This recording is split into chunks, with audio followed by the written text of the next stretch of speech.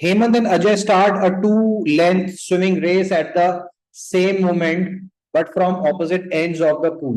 They swim in the lane at a uniform speed, but Hemant is faster than Ajay. They first pass at a point that is 18.5 meters from deep end, and having completed one length, each one is allowed to rest on the edge for exactly 45 seconds. After setting off for the return length, the swimmers, दोनों return मार रहे हैं, याद रखना.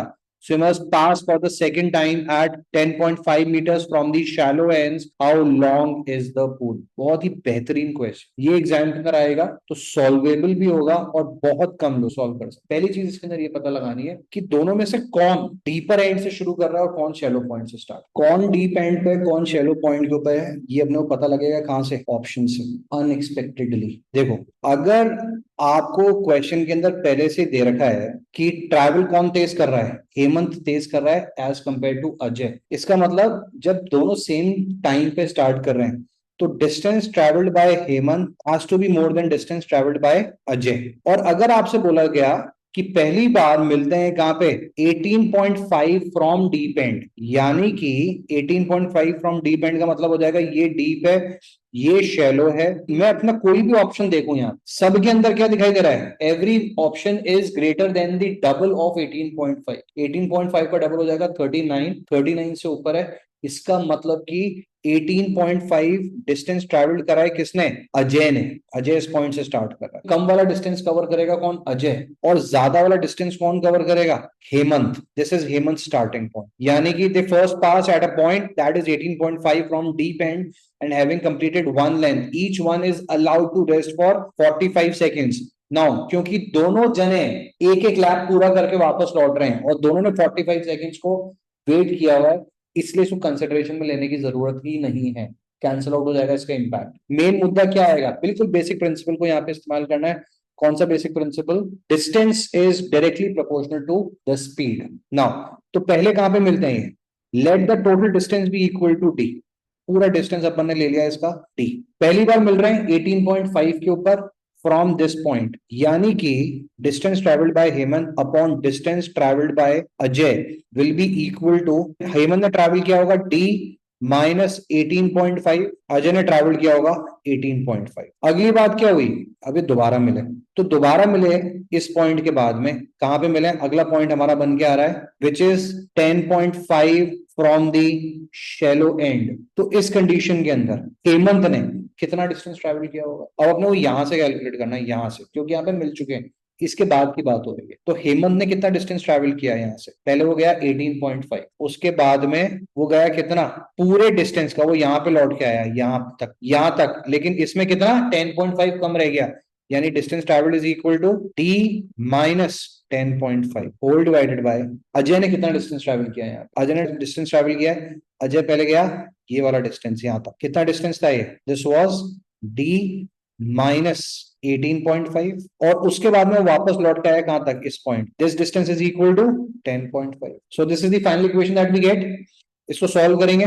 Solve करने के लिए ये बन जाती है D minus 18.5 divided by 18.5 is equal to d plus 18.5 minus 10.5, that is equal to 8, divided by d minus 18.5 plus 8.5, that is d minus 8. Further solving this, ये हो जाता है d minus 18.5 into d minus 8, and this is equal to 18.5 into d plus 8, d square minus 8d minus 18.5d and plus का 148. This is equal to 18.5d plus का 148. ये cancel out हो जाता है. This entire thing is equal to D square minus का 37 और 8. So this is equal to minus का 45d is equal to 0. Quadratic को सॉल्व करेंगे, डी कॉमन निकाल के D minus 45 is equal to 0. तो D can not be equal to 0. So D will be equal to 45. That is option number B will be marked as the answer. इस question को simple concept है, कोई मुश्किल नहीं है. जो बताता जा रहा है वो करते जाओ, लेकिन टाइम बहुत ज्यादा लग जाएगा इसके अंदर. कैसे लगेगा टाइम? कि अगर मैं इसको फ्रैक्शन की टर्म्स में बना सकता हूँ या परसेंटेज की टर्म्स में बना सकता हूँ, दोनों कंडीशन चल सकती है। Let the total distance be equal to D. तो क्या कर रहा है, ऑन फर्स्ट डे ही कंप्लीट्स 1/10 ऑफ द जर्नी, यानी कि फर्स्ट डे की बात कर रहे हैं, d/10। On the second day ही covers 2/3 of the distance travelled on the first day, 2/3 of d/10 which is equal to d/15। Third day क्या करेगा, बचे हुए डिस्टेंस का 1/10, तो बचा हुआ डिस्टेंस कितना होगा, d minus d/10 minus d/15 which is equal to, LCM बन के आ जाता है अपना 30 का, this is equal to 30d minus 3d minus 2d, that is equal to 25 by 30d, 5 5 are 25, 5 6 are 30, 5 by 6d। तो 5 by 6d इसने travel किया था, उसका 1/10 यानी कि 5 by 60 यानी कि 1/12 of D. So third day travel करता है ये d/12। फोर्थ डे फिर से क्या करेगा, ये टोटल डिस्टेंस ट्रैवल्ड का 2/3, फोर्थ डे पे बचे हुए डिस्टेंस का 2/3 यानी कि d/10 d/15 d/12, this is equal to, LCM बन के आ जाएगा 60, 10 6s are 60, 15 4s तो 4d, 12 5d, this is equal to 6 4 10, 15 by 60 of d यानी कि d/4।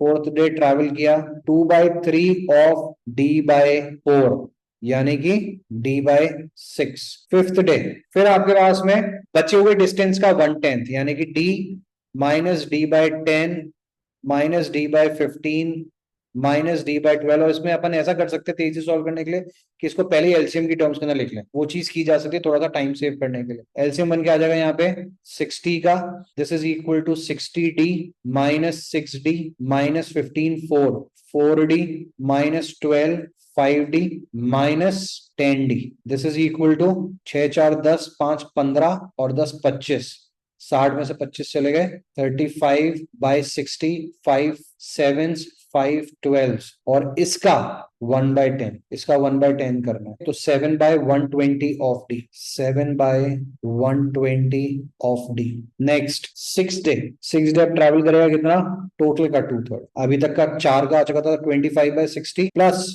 7/120 which is equal to 120 LCM, 62 तो 50 प्लस 7 तो 57/120। अब इसका 2/3 भी तो करना है अभी, तो 2 60s, 3 1s are 3, 3 9s are 27, 19/60 of D. और लास्ट आ जाते हो आप 7 पे विच इज इक्वल टू कितना होएगा, बचे हुए का 1/10, बचा हुआ हो गया कितना, d माइनस, मैं सबका एलसीएम लेके ही कर रहा हूँ 120 से, यानी कि 120d हो जाएगा। उसके बाद में 12d minus 8d minus 10d minus 20d minus 7d और minus 38d whole divided bye 120, ये हो जाता है 120 minus 12 minus 8 minus 10 minus 20 minus 7 minus 38 is equal to 25/120d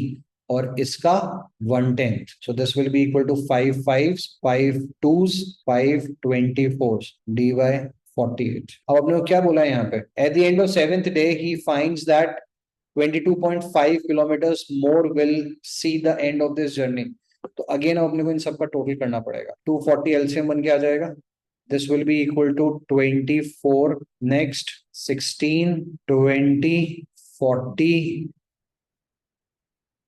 14 19 4s 38 76 48 5, कुल मिला के 24 plus 16 plus 20 plus 40 plus 14 plus 76 plus 5, this is equal to 195/240। ये आपके पास के अंदर डिस्टेंस कवर्ड है। बचा हुआ डिस्टेंस कितना हो जाएगा, 1 minus 195/240, that is equal to 240 minus 195/240, that is equal to 45/240 of d, this is the leftover distance, this is given to be equal to 22.5, ये हो जाता है 2, ये हो जाएगा 120, तो डिस्टेंस की टोटल वैल्यू बन के आ जाती है 120 kilometres. That is option number C will be the answer. But exam के अंदर इतना टाइम कंज्यूम कर लेगा तुम्हारा कि तुम्हारा आगे के लिए कॉन्फिडेंस बिल्कुल खराब हो जाएगा।